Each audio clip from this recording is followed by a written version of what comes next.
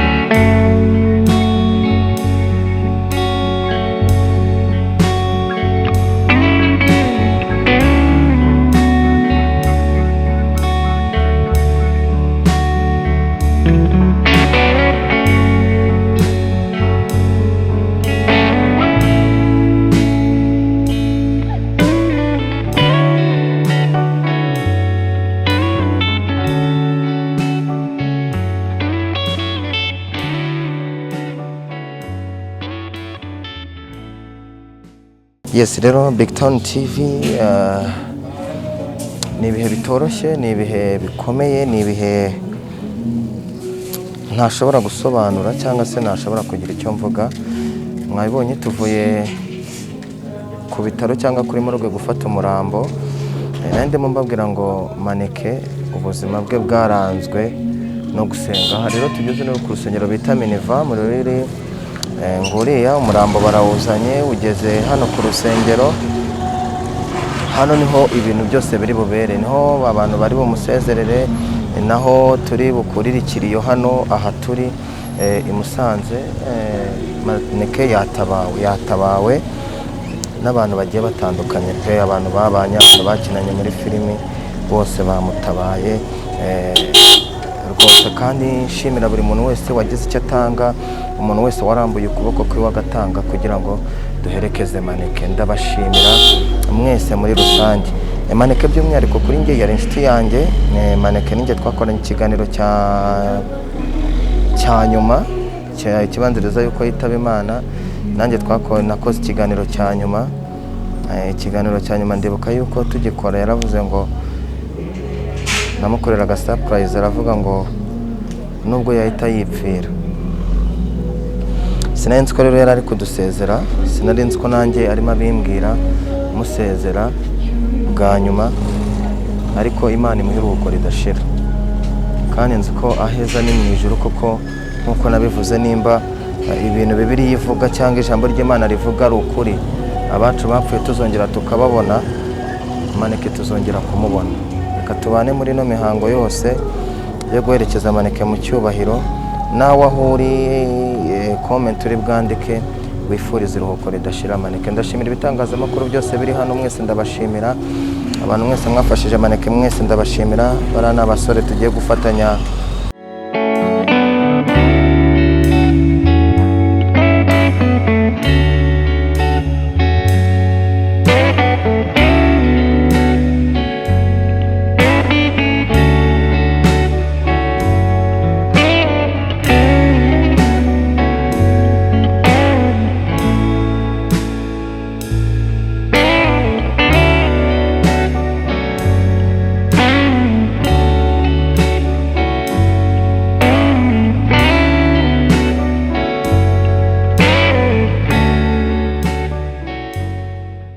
Rero icyubahiro kibe cyawe, kandi gahunda zose turazishyira amaboko yawe, guhera aya masaha kugeza igihe turi burangirize uyu muhango wo guherekeza mwene data.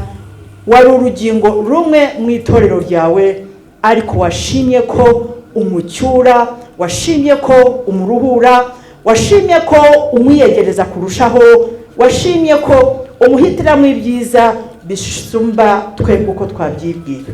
Rero tuguhaye ikaze kugira ngo ibintu byose biri bube, gahunda zose uko zikurikirana, ubane natwe. Icyubahiro kibi cyawe, ni mu izina ry'umwami wacu Yesu Kristo bisabye, amen.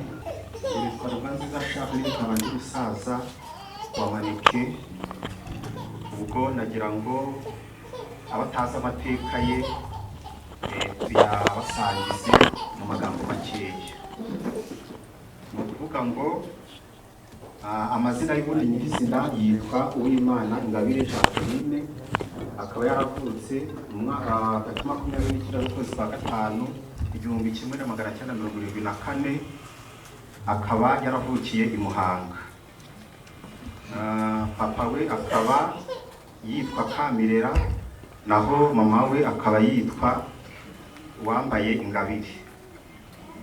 Noneho kubijyanye n'amashuri yayize n'ubundi Muhanga Keza. Ubwo nyuma y'amashuri ye akomeza ubuzima busanzwe, cyane cyane yakunze bura kwibanda ku bintu bijyanye n'ubucuruzi, kuko yarabikundaga cyane. Niyo mwaganira yabwiraga yuko rwose we inzozi ze ari ukwikorera agacuruzi.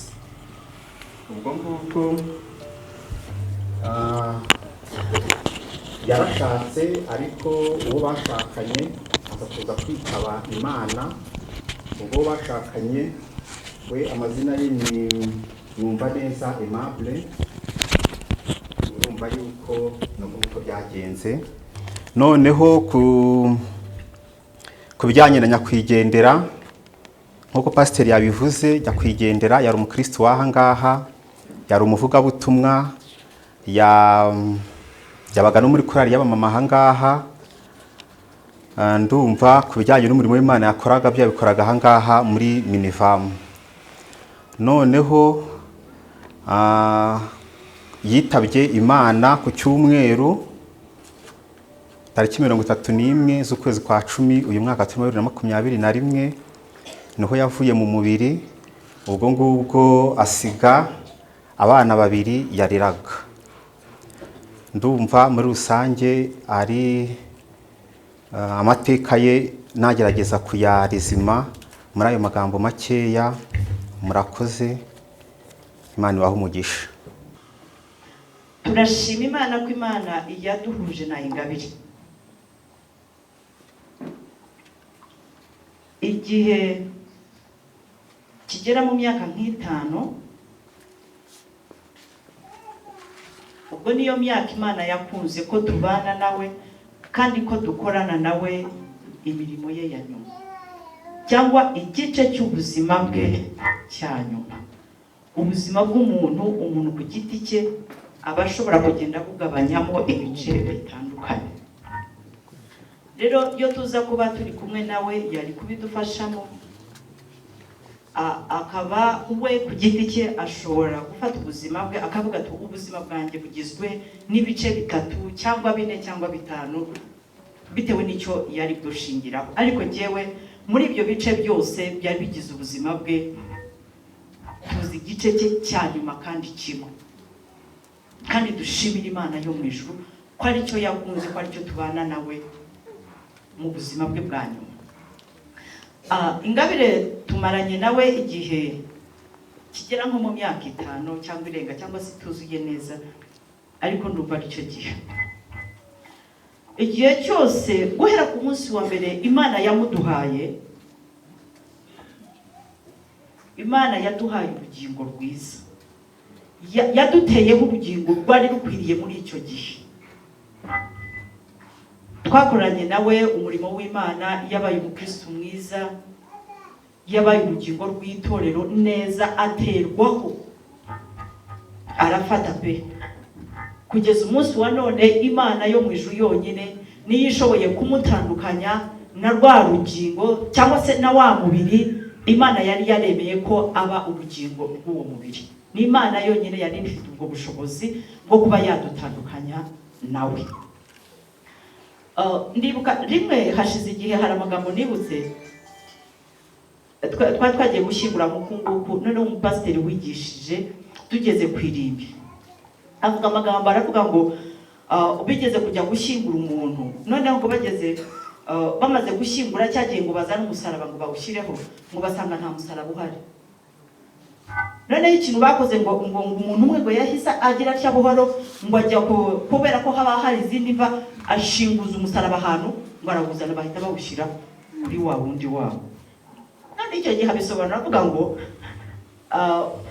avuga ko hari abantu babaho bagatuma abazima bahari bajya kubashakira imisaraba, bajya kubashakira ubuhamya, bajya kubatirira ahandi hantu ku bandi bantu. Rero impamvu ibyo bintu byagarutse mu mutwe wanjye nuko nshimira Imana kandi nshimira Ingabire, nkeka ko twumva hanari nta muntu ubizi ko atatumye mu gihe nk'iki tujya kumwibira ubuhamya ahantu, tujya kubitira, tujya kubishakisha ahantu, duteranya cyangwa se bampa umwanya nk'uwo nkafata ikiwe nkumva mbese no kwikura imbere y'abana ariko simfite icyo kuvuga. So ndashimira Ingabire ko yafashe umwanya we yiremera ibintu bye, arabyiremera uwo ari we wese yahagarara, kubera ko mu mutima we aba adafite ikimushija ngo arimo kubishakisha hirya no hino, kandi iyo bishakisha nabo ubwira baba babyumva kubishakisha ko kubivuga ntabyo bazi.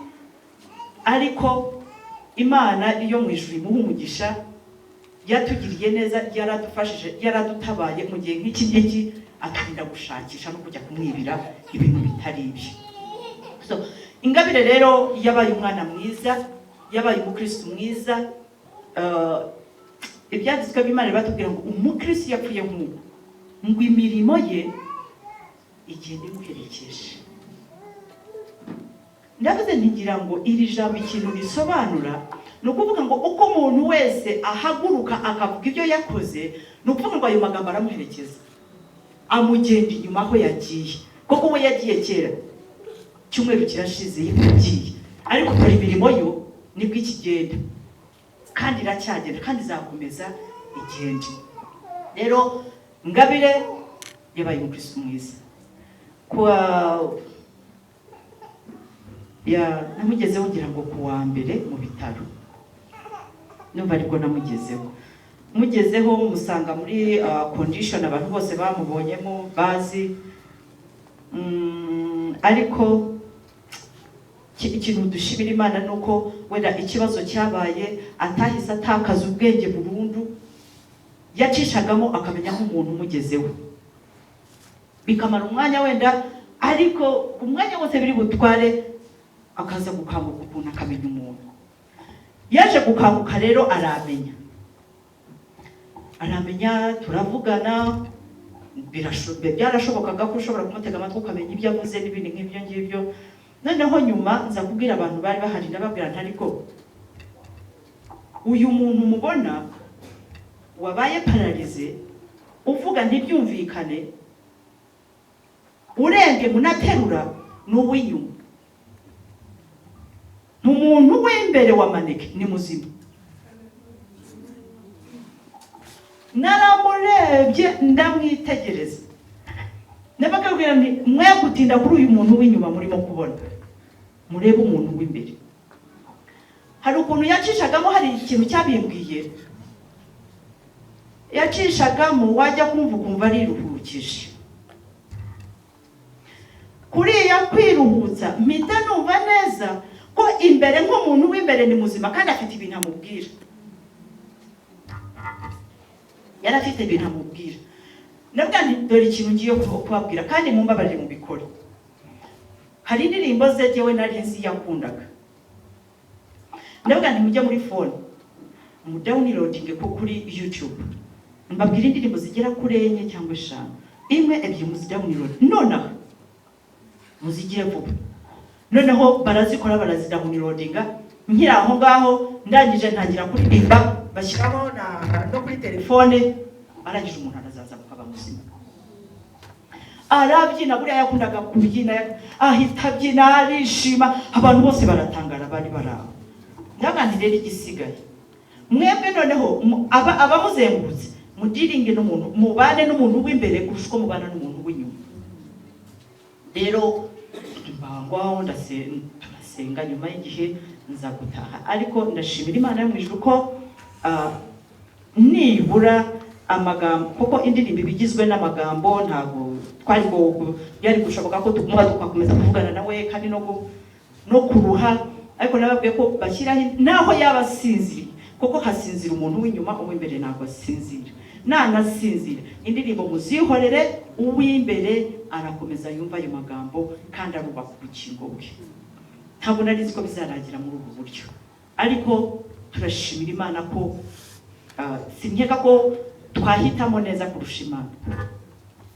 Ibyo yahisemo nibyo turi bwakire, kuko Imana ni nziza, Imana ni urukundo, Imana izi byose kuturusha. Turafatanya nayo twishimire amahitamo yatwitiyemo.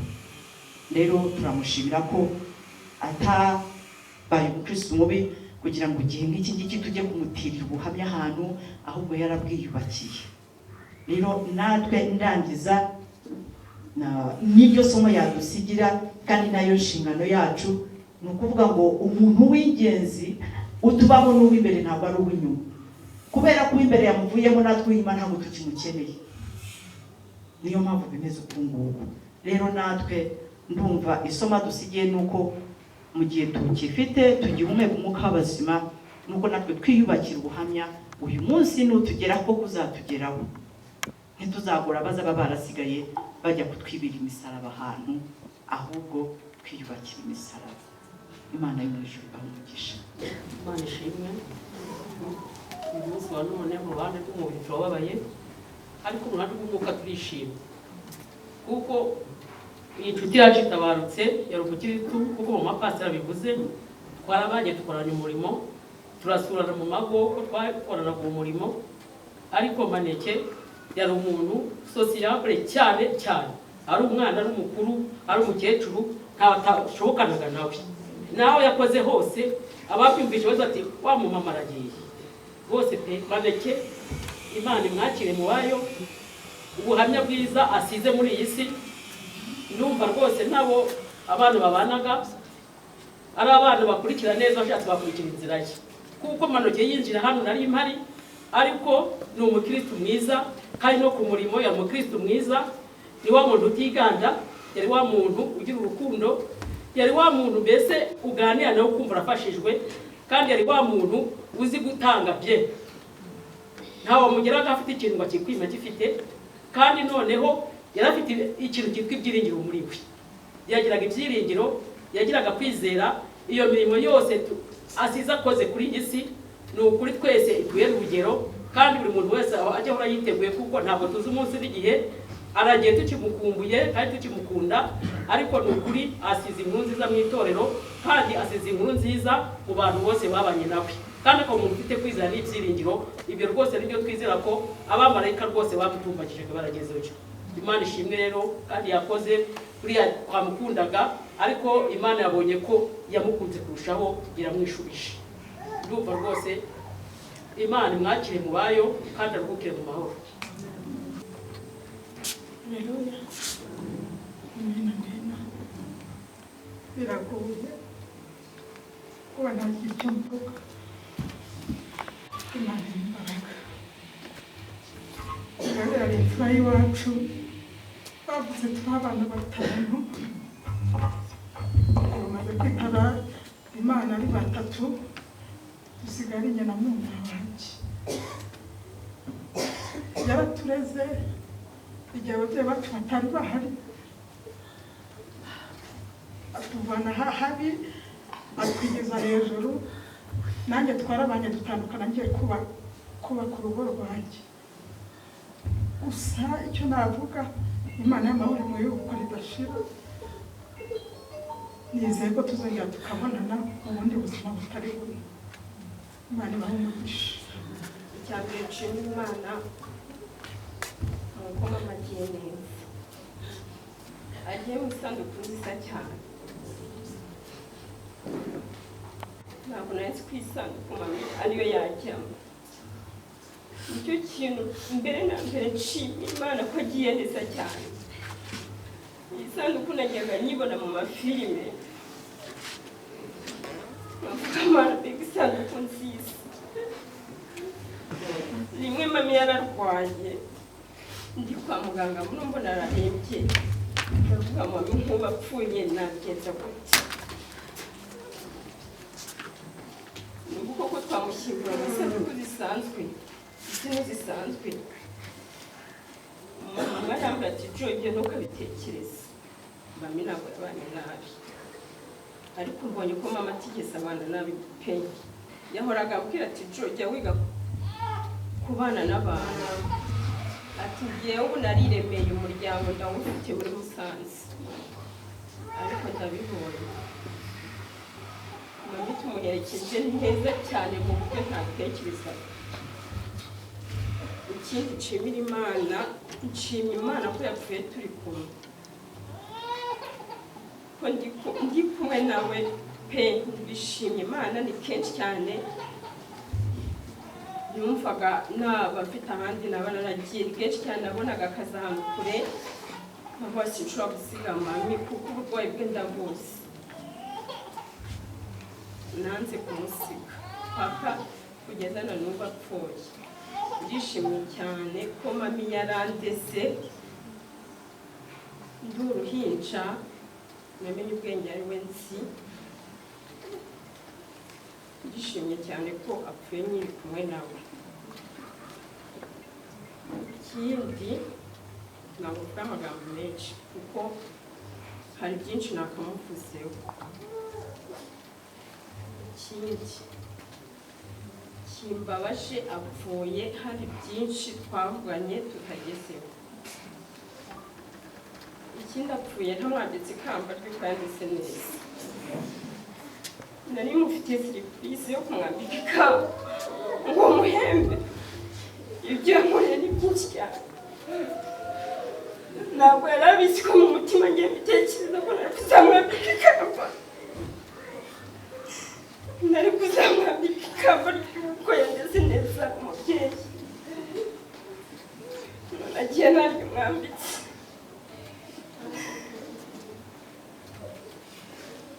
Nagiye namwambitse ikamba y'uko ari umubyeyi yageze neza.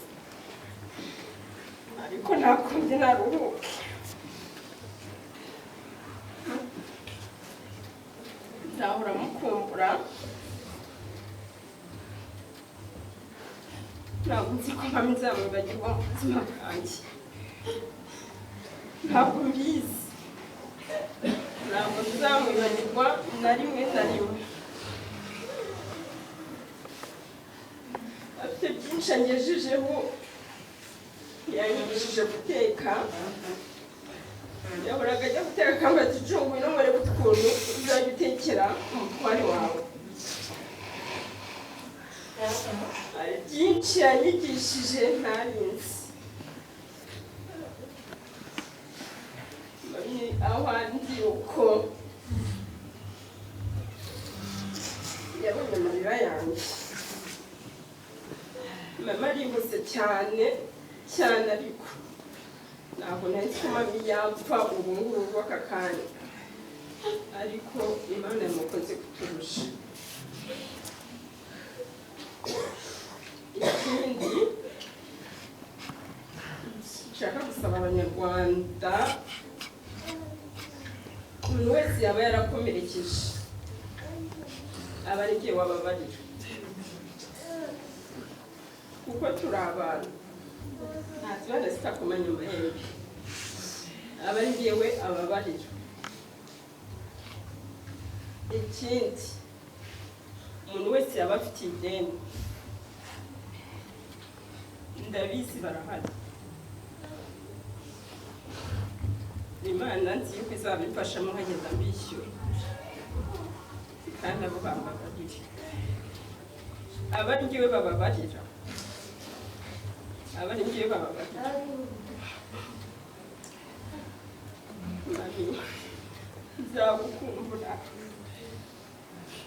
Sinzi kubona undi muntu ugeze nzabona umeze nka mama. Mama aransize ariko nta kundi. Murakoze.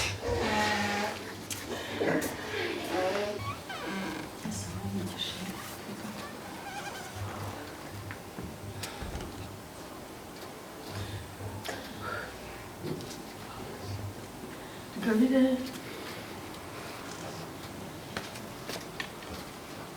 ndi mu ruhande rw'umushozi uramuresha. Ku giti cyanjye twamenyanye na 14 uri mu cyumba cy'amasengesho. Turakundana, tukajya kwikorana imitwaro, tukagendana, twaganiriye byinshi. Ku rundi ruhande twasanganaga n'inyuma, twagiranye urugendo rurerure.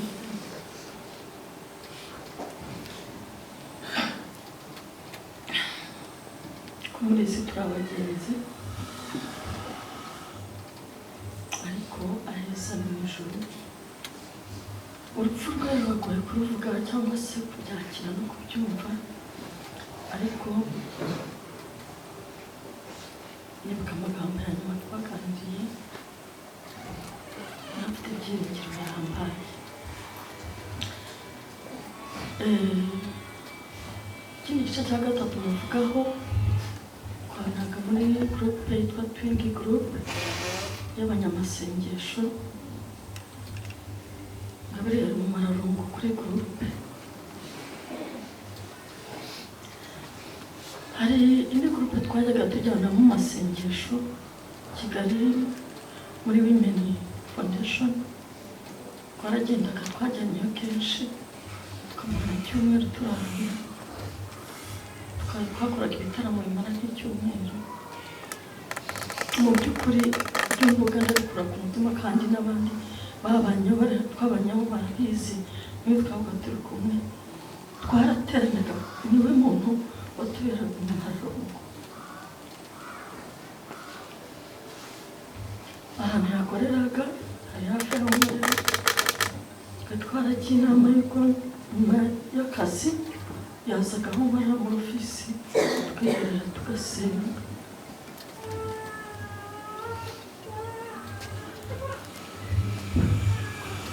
hari byinshi wenda namuvugaho ariko biragoye kubisobanura gusa nshima Imana nkurikije tumenyana uko yari ameze umubabaro yarabaga afite mu by'ukuri igihe yari arimo yari yaramaze kwiyakira kandi ashima Imana yumva urugendo arimo ari urugendo rufite iherezo ryiza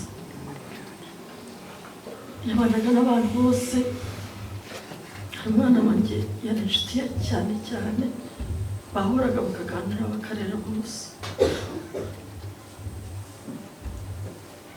iyi gurupe rero yantumye ko hari abatabashije kugera hano kuko ni gurupe iriho abantu bari mu bihugu byose ku isi byose ibihugu byose biri kuri iyo gurupe ababashije gutanga ubufasha bwabo babikoze barambwira ngo bwire abaherekeje Ngabire yuko umukozi w'Imana atashye amahoro Imana ikumugisha kandi bakirira iminsi icyo nifuza ni uko twazabonana mu bwami bwo mu ijuru urupfu rwe nararose inshuro eshatu nkabona ibintu ariko sinsobanukirwe abantu batatu baraza barambwira ngo abakozi b'Imana bati ugiye gupfusha umuntu wa hafi yawe uzahungabana ariko Imana tubwiye ngo uzahumure uzahurirayo nkashakisha mu bantu nzi ntabwo nigeze ntekereza ko igihe cya mbere cyo gutaha ari iki nkumva wenda nabo mu muryango nkumva nkashakisha mu nshuti zanjye simbyumve ngeze aho nawe nasanze Imana abunga umwana wambabare ukambwira uyu muntu bimeze bite n'igihe naryamagana birota nkasanga narize nkibaza numva mfite amatsiko y'uwo muntu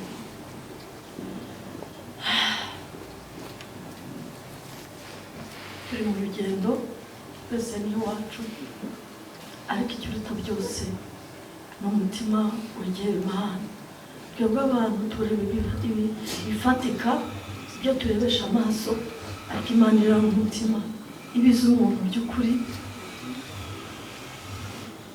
ndashima ko ibigize kuri Ngabire ari ingirakamaro Imana ibamugisha Yesu ashimwe haleluya nzama no gushima Imana kubw'uyu munsi wa nyuma wa Ngabire n'ubukwe bwe bwa nyuma ndashima Imana mu buryo butatu benshi bagiye babigarukaho ariko ndabishimangira ndashimira Imana bya mbere ko ijambo ry'Imana riravuga neza ngo hahirwa abapfa bapfiriye mu mwami icyo nicyo cya mbere shimiye Imana ko Ingabire apfuye kandi apfiriye mu mwami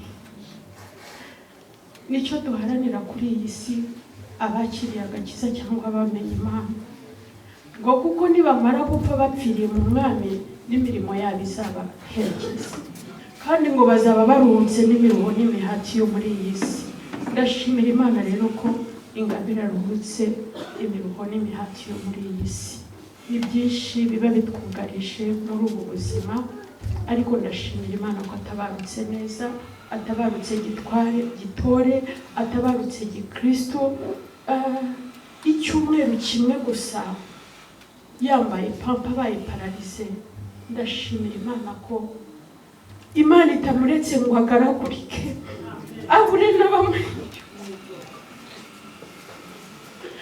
abure n'abamuhindukiza n'abananirwa kumuhindurira n'abananirwa kumuhanagura ndashimira Imana ko atabarutse neza kandi atabarutse hakiri kare munyihanganire emosiyo ziranga nk'abakristo nk'abamenye Imana turakira ariko hari igihe umubiri byanga amarangamutima nyine akanga. Ikindi nshimira Imana gikurikiye kuri iryo jambo, ndashimira Imana yamukuye i Butare nk'uko mama Enise yabivuze. Yamukuye i Butare kugira ngo azabone ubugingo buhoraho, imuzane i Musanze. Nta gihe cyatinze cyane, ni igihe gitoya. Iyo atanga ubuhamya yaravugaga ati nta muntu wanzanye muri minivamu, yarizanye. Isaha y'Imana igeze, araza araboneza yisanga muri uru rusengero. Ni Mwuka Wera wamutumiye, isaha yari igeze kugira ngo yakire agakiza. Yansanze muri uru rusengero arushya aremerewe, mu byumve ngo arushya aremerewe. Ijambo ry'Imana riravuga muri Abikorinto ba mbere igice cya mbere umurongo wa 3 kamanuka kugeza kuri 7, wabakiriye ihumure,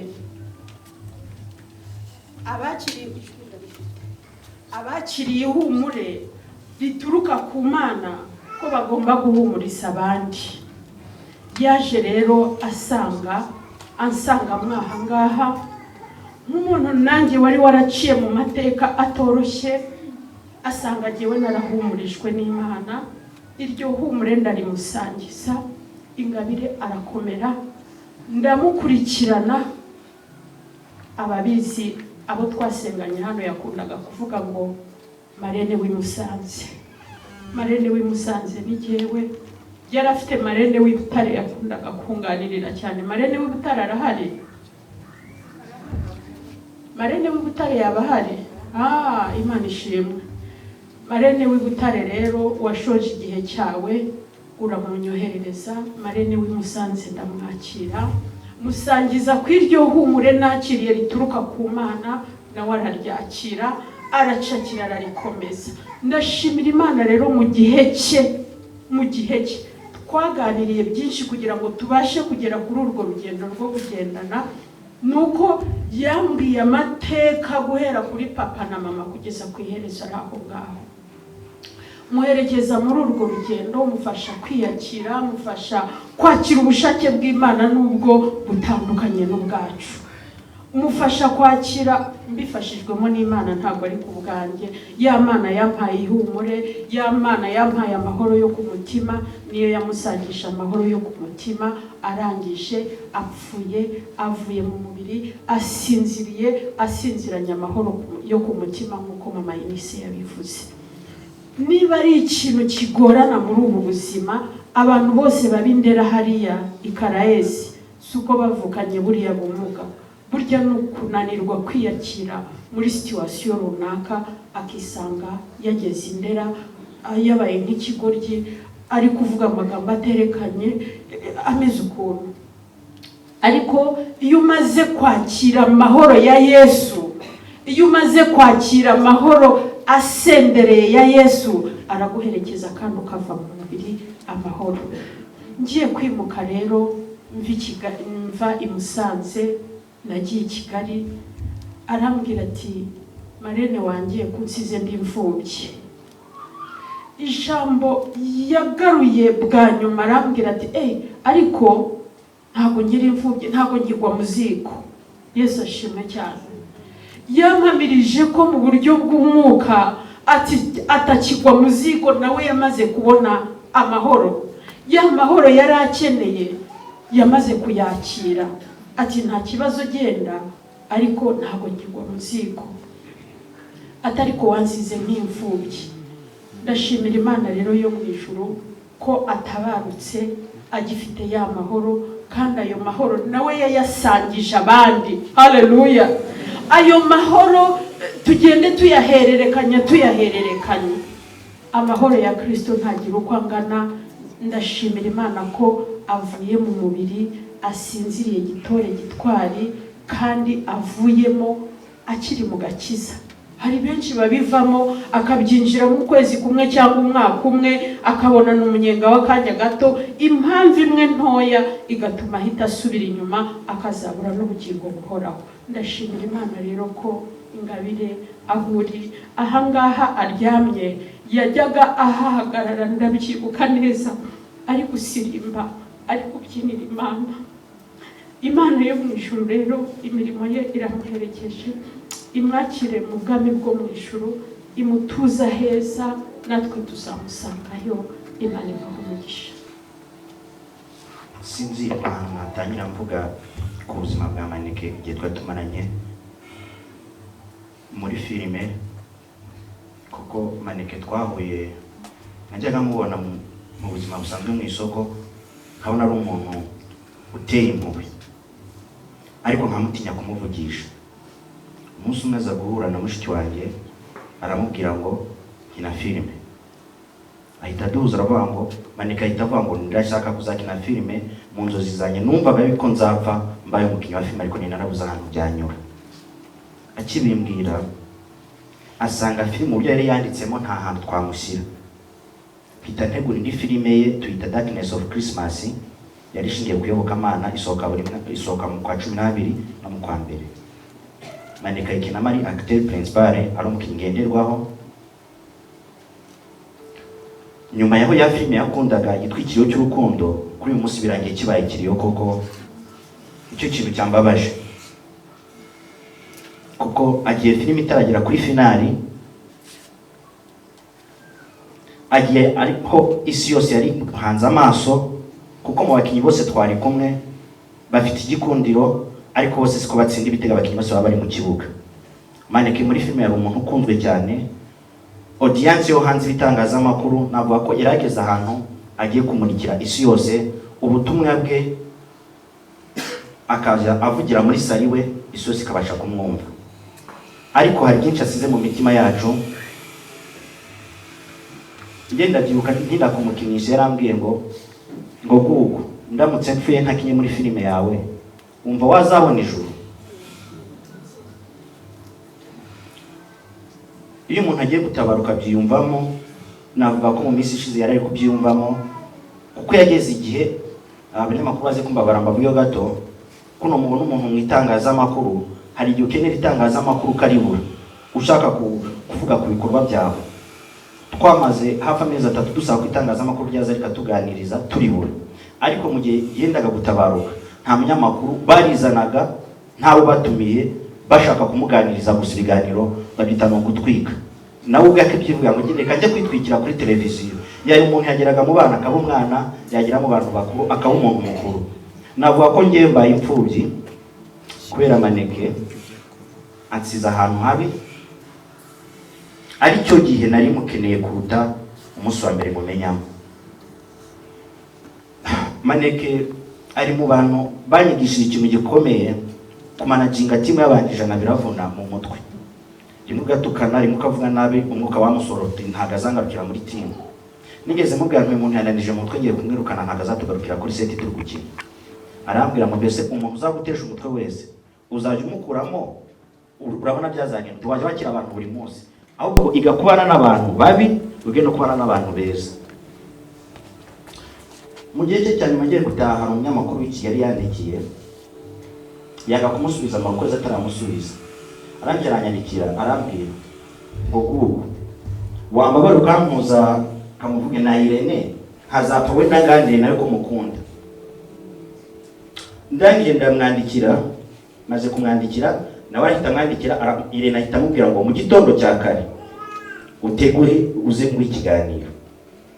Ndangize aransubiza mami ahita ambwira ati Irene aranyemereye. Namwe rero ndagushakira itike uzagenda mwakira cyumweru. Muri icyo cyumweru yagombaga kujyayo ahita afatwa n'uburwayi ahita ajya mu bitaro. Agiye atabonanye na Irene kuko byari mu mugambi we guhura n'abari ko byakunze. Ajya gupfa nari i Kigali ngiye kumva numva ijwi Jo yarampamagara ari kurira ngo gumu ntabwo yigeze abwira ngo mami arapfuye, nahise numva ikibaye. Nibwo nakijyanye Nyabugogo bitampindukira Musanze, ntabwo nigeze numva ko yapfuye, ndaza ndagenda ku bitaro nibwo nemeye ko yapfuye, natinze kubikonfirma. Abanyamakuru i Kigali bakampamagara, hari abantu bakora BigTown bari hano barambazaga ngo mbese koko Maneke yapfuye, nkamubwira ati nanjye ntabwo ndabimenya ariko ntabwo yapfuye. Nageze nsanga byarangiye, Imana imuhereze uruhuko ridashira. filime yakinagamo ikiro cy'urukundo tuzahora tumwibuka, Silent Killer yakinagamo tuzahora tumwibuka, Darkness tuzahora tumwibuka.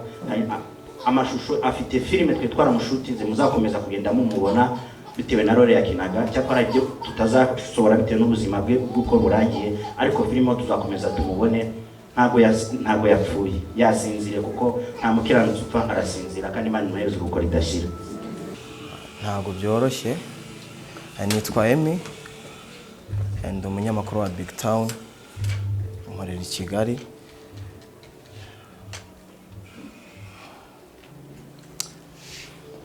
Na n'ubu nubwo nambaye gutya, nubwo twese twicaye hano, ntago ndemera ko Maneke yapfuye. Muri nye ntago ndabyumva tu. Nzi ko tuzongera tukabonana Maneke. Maneke yari inshuti yanjye.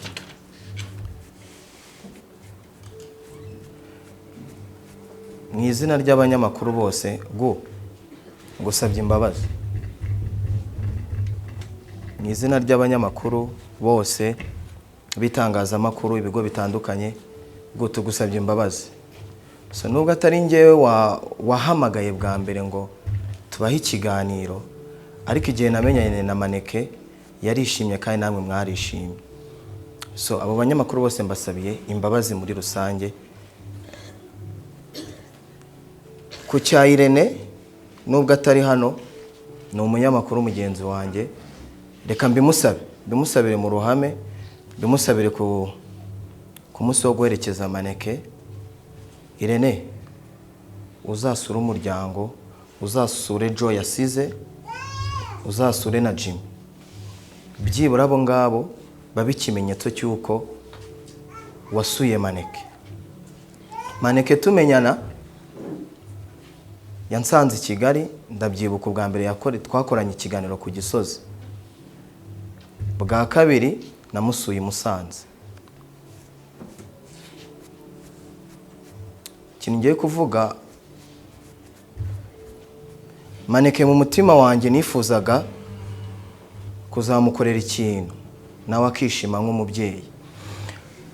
Ninjye twakoranye ikiganiro cya nyuma, ikibanziriza cya nyuma n'ikibanziriza ejo bundi ari kwa muganga.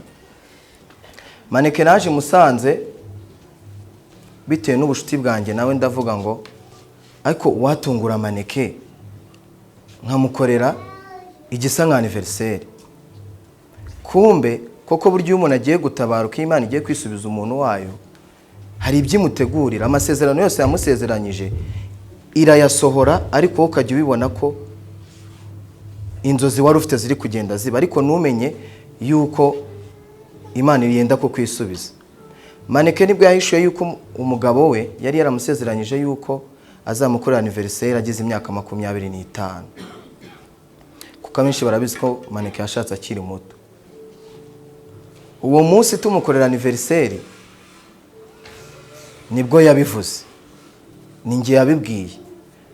Aravuga ngo Emi, avugana na mugenzi wanjye twari turi kumwe, twari twabiteguranye, ngo murame muki ariko nanone muranshimishije. Ati ubu noneho niyo nashaka nakwipfira. Njye sinari nzi yuko nyine ibintu Maneke ari kuvuga byari ibintu ari Imana yabishatse. Ikindi cya kabiri, Maneke umukobwa nkunda uyu munsi niwe wamundangiye. Maneke aho uryamye wumve ko umuntu wandangiye sinzamubabaza kubera wowe. Ni isezerano nguhaye, umuntu wandangiye sinzamubabaza, nawe ahari nzamukunda urukundo wamukundaga kandi ndusheho. Ikindi wenda Musata arisubiza ijambo Maneke, message ya nyuma yanyandikiye, ya nyuma na nyuma yiwe, yaranyandikiye ngo urukundo rwanyu ruzogere. Uko gusa ndaza ndamusura kwa muganga, none ejo bundi ku cyumweru ndyamye ndota Maneke, ndota ngava mu isanduku imwe ajya mu yindi, ariko ngo ari yapfuye arongera arazuka. Ariko uko kuzuka kwe bishatse kuvuga iki? Kuba n'umusoma Bibiliya, hari igihe yabayemo ari mu byaha arakizwa nibwo yazukaga. Njye niyo shusho numvaga Imana inyeretse, numvaga ko nazaterura isanduku gutya, ariko kubera Maneke nabikoze. Maneke ndagukunda, nahise mpamagara nimero ye, Joy arambwira sinzi nimba wanyitabye ngo mami byarangiye. Ikintu rero musezeranya, Maneke yari afite Jimmy yishyuriraga ishuri ngo arangize segonderi. Jimmy, Maneke araryamye ariko nzakwishyurira paka urangije segonderi, uzayigwa irangize. Joy uri mushiki wanjye, Jimmy uri murumuna wanjye. Ku ishuri niba bazajya bakubwira ujye umamagara, ujye wumva ko wahamagaye Maneke, ndahari, nicyo kintu ngiye gukora. Maneke, I love you so much, ndagukunda. Nshimira abanyamakuru mwese mwaje hano kubera Maneke. Uwiteka Imana abaha umugisha, namwe mwese mwafashije Maneke, Imana ibaha umugisha. Jimmy, nta murumuna wanjye ngira, nta mukuru wanjye ngira, ariko uri murumuna wanjye, uri byose kuri njye. Maneke yakoreye ijuru, yarereye igihugu, yakoze byinshi.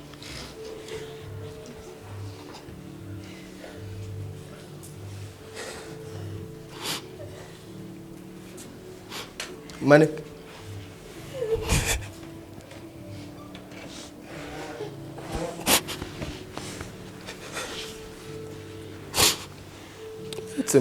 reka mbwire Maneke yitaye.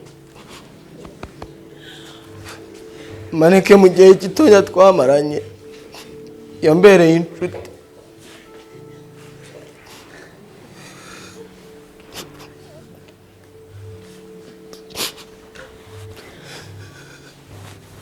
Maneke ndagukunda kandi ndabizi neza ko tuzongera tukabonana, koko nimba Bibiliya ibyo ivuga ari ukuri.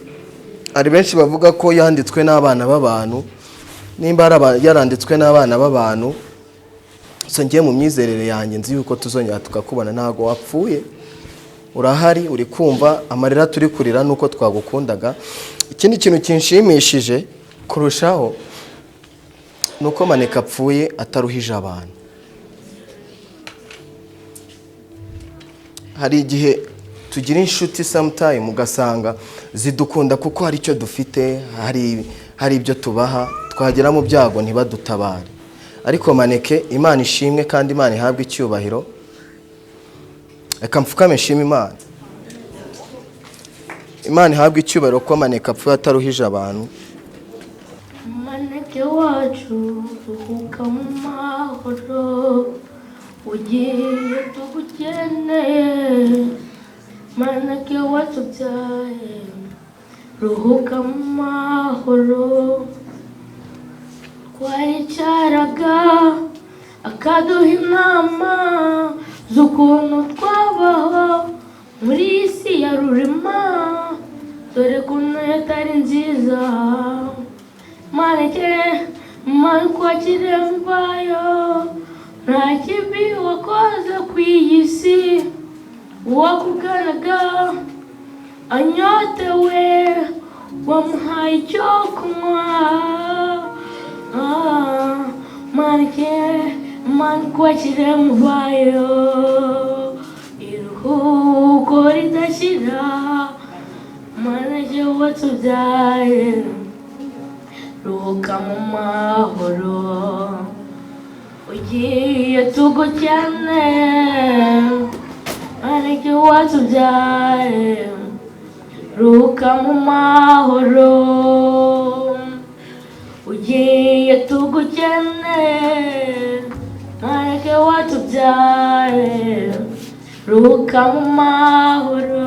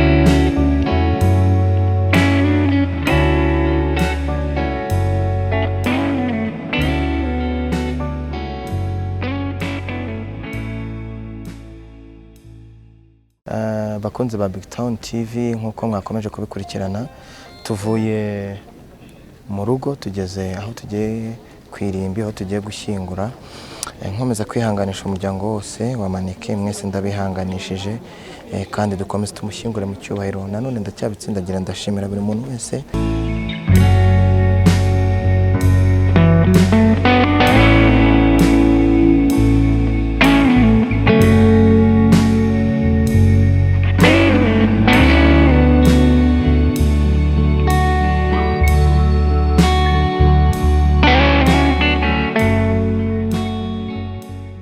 Imana ikiranuka, Imana ya Aburahamu na Isaka na Yakobo, Imana yaduhaye amahoro muri Yesu Kristo, kandi Yesu niwe nzira niwe kuri n'ubugingo mwami Imana yacu.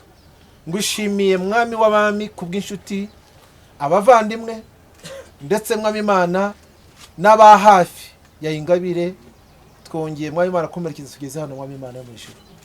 Uwiteka agiye kuruhukira hano, ni icyitegererezo cya buri umwe wese mwami Imana ujye ufite umwuka wo kubaho n'umwuka w'ubuzima. Mana yacu yo mu ijuru rero urakoze n'ukuri pe. Reka rero muri kano kanya kubwa gahunda se zihari uhabe Imana yacu. Kubw'ijambo ryawe ryo kuvugirwa ahangaha mu mwanya ahangaha data twese rito cyane. Data twese n'ukuri ni rigiye kutwibutsa bino bihe turimo mwami Imana. Urakoze rero Yesu. Tugushimye ko waturinze n'ubundi nibiri imbere byose mwami Imana wahari kubiyobora. Ni mu izina rya Yesu. Amina. Murakoze cyane Imana ihumugisha.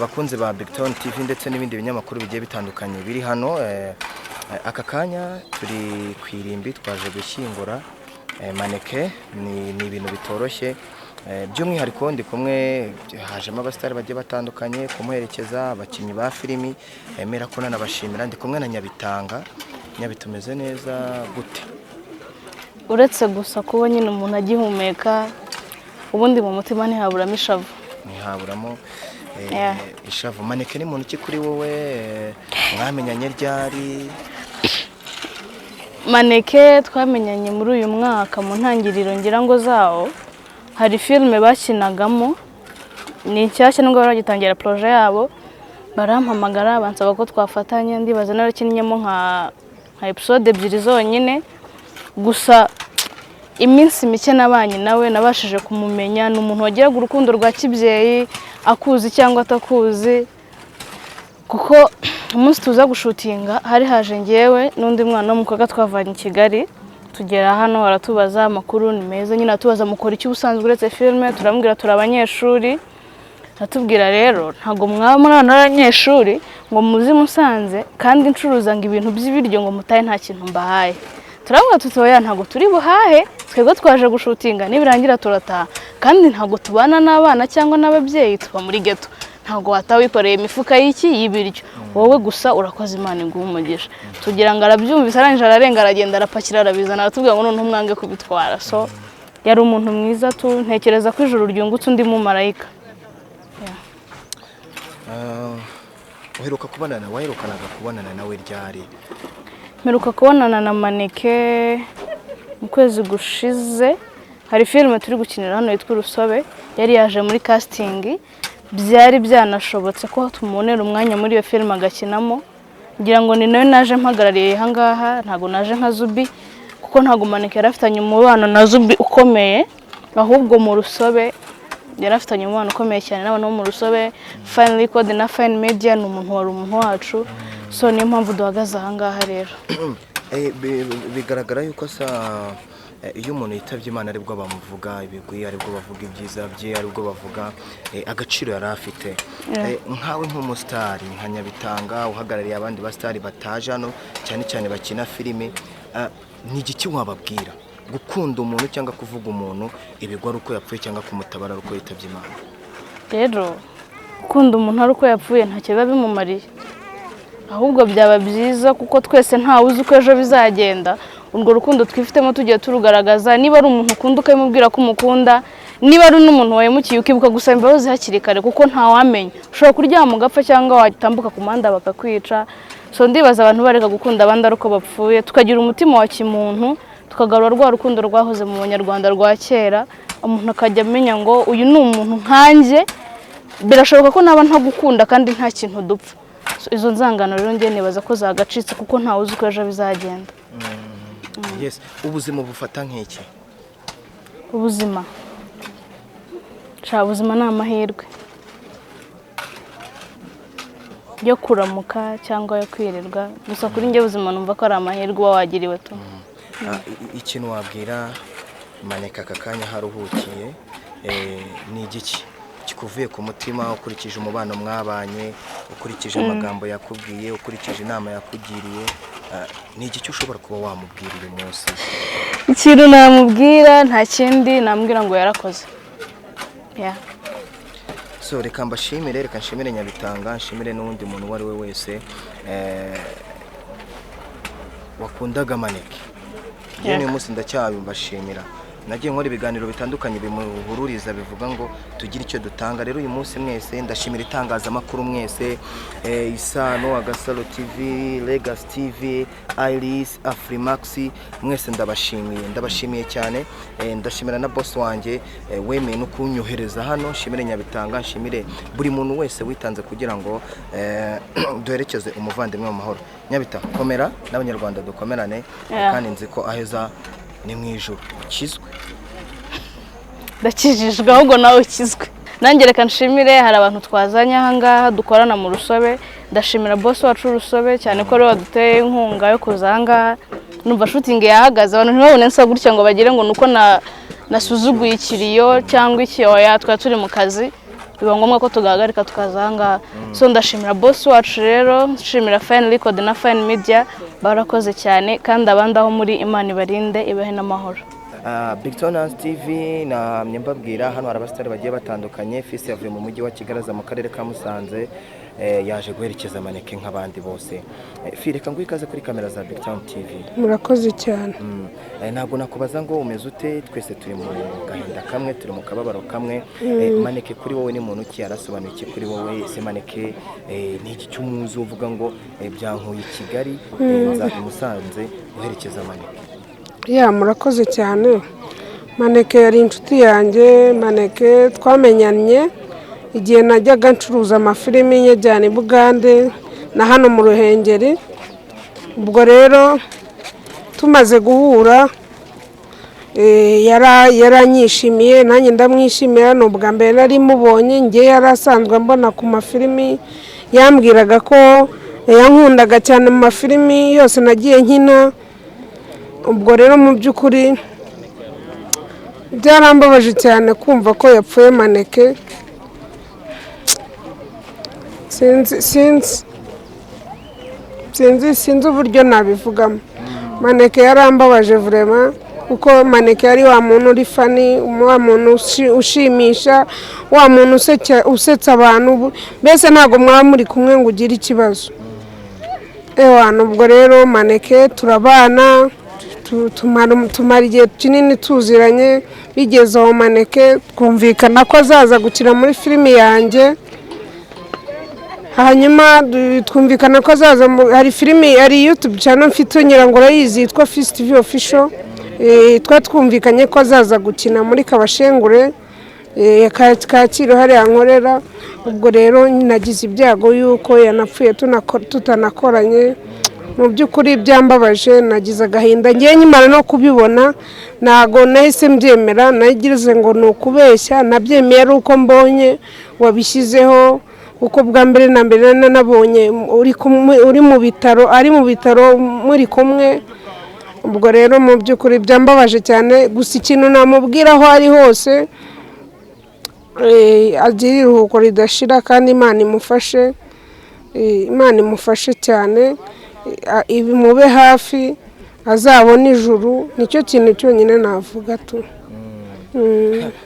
Ubuzima ni ikibazo ndi kubaza buri muntu wese turi kuganira. Uwakubaza ubuzima wavuga ko ubuzima ari iki? Ubuzima ni ubusa. Ubuzima ni ubusa kuko ibyo twiratana byose hano ku isi tuzabisiga. Umuntu wese yigira umuntu wa danje nta budanje bwiwe, mbese nta bintu biba birenze kuko mu kanya uba uri ku gitanda cyiza, mu kandi kanya ukaba uri mu gitaka. Ubwo rero tureke kwirata, kandi ikindi kintu nabwira abasitari bagenzi banjye, dufatane urunana, twegerane, dukorane, tubane hafi, dutabarane, tujye tureka kureka mugenzi wacu mu gihe ari mu bibazo. Nimba arwaye tumusure, tumurwaze, nimba yapfuye tujye kumutabara. Mu by'ukuri nibyo kintu nabwira bagenzi banjye, naho ubundi ubuzima bwo ni amafuti. Yesifi, urakoze, Imana iguhe umugisha, ukomeze utere imbere, kandi turagushimiye. Ndashimira buri muntu wese witabiriye kuza gutabara Maneke. Wakoze kandi ukomere, dukomezanye n'abandi. Imana ikurinde kandi Imana ikorohereze. Sawa, murakoze namwe, Imana ibahe umugisha. Murakoze cyane.